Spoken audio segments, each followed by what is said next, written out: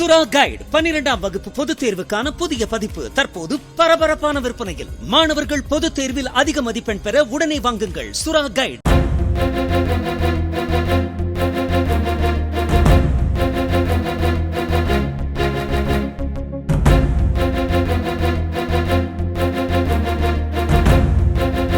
கேரள மாநிலம் பாலக்காட்டில் கார் ஒன்று தாறுமாறாக ஓடி 6 வாகனங்கள் மீது மோதியது.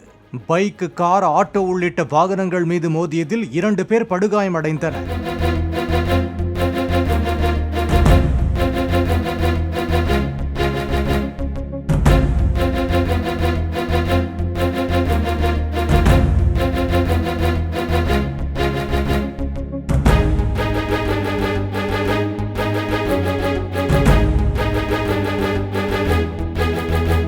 சுறா கைடு 12ஆம் வகுப்பு பொதுத் தேர்வுக்கான புதிய பதிப்பு தற்போது பரபரப்பான விற்பனையில். மாணவர்கள் பொதுத் தேர்வில் அதிக மதிப்பெண் பெற உடனே வாங்குங்கள் சுறா கைடு.